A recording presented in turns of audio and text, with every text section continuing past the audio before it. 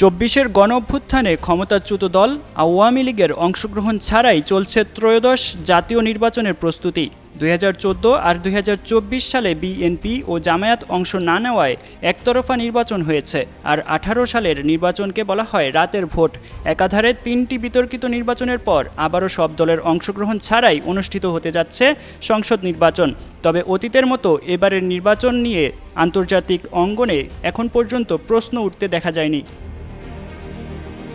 বিগত সময়ে জামায়াত বিএনপি সহ বিদ্যমান রাজনৈতিক দলগুলোর ভোটে অংশ না নেওয়া নিয়ে বিশ্ব নেতাদের প্রশ্ন তুলতে দেখা গেছে। সেই তালিকায় সবচেয়ে শীর্ষে ছিল মার্কিন যুক্তরাষ্ট্র। তবে আসন্ন নির্বাচনে কার্যক্রম স্থগিত থাকা আওয়ামী লীগের অংশ না থাকলে ইতিবাচক বার্তা দিচ্ছে বিশ্বের সবচেয়ে প্রভাবশালী এই দেশটি। বুধবার নির্বাচন ভবনে প্রধান নির্বাচন কমিশনার এএমএম নাসির উদ্দিনের সঙ্গে সাক্ষাৎ শেষে মার্কিন রাষ্ট্রদূত মন্তব্য করেন, বাংলাদেশের আসন্ন নির্বাচনে যুক্তরাষ্ট্র কোনো বিশেষ দলের পক্ষ নেবে না। বাংলাদেশের জনগণ যাকে ভোট দিয়ে নির্বাচিত করবেন, যুক্তরাষ্ট্র সেই সরকারের সঙ্গেই কাজ করতে প্রতিশ্রুতিবদ্ধ। বিসওয়াক্স আর ভিটামিন ই সমৃদ্ধ স্কোয়ারের ময়শ্চারাইজিং মেরি লিপ কেয়ার, এবার হাসুন প্রাণ খুলে। আগামী ১২ ফেব্রুয়ারি অনুষ্ঠিতব্য নির্বাচন নিয়ে নিজের আগ্রহ প্রকাশ করে তিনি বলেন, আমি ১২ ফেব্রুয়ারির নির্বাচন নিয়ে খুবই আগ্রহী। আমি এই নির্বাচনের অপেক্ষায় আছি এবং এর ফলাফল দেখার জন্য মুখিয়ে আছি। গত সপ্তাহে যখন আমি প্রধান উপদেষ্টার সঙ্গে সাক্ষাৎ করি, তিনি আমাকে বলেছিলেন যে তিনি আশা করছেন নির্বাচনের দিনটি একটি উৎসবমুখর দিন হবে।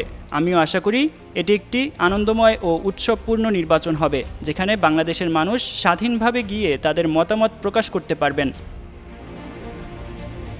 প্রধান নির্বাচন কমিশনারের সঙ্গে আলোচনার বিষয়ে সন্তোষ প্রকাশ করে রাষ্ট্রদূত বলেন, সিইসি যে তথ্যগুলো আমার সঙ্গে শেয়ার করেছেন তাতে আমি অত্যন্ত সন্তুষ্ট।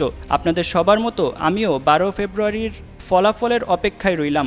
আশা করি আপনারা একটি অত্যন্ত সফল নির্বাচন সম্পন্ন করবেন।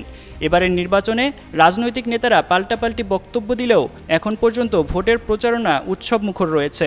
সরকারের পক্ষ থেকেও বলা হয়েছে আসন্ন ভোট অতীতের যে কোনো নির্বাচনের তুলনায় মডেল হবে।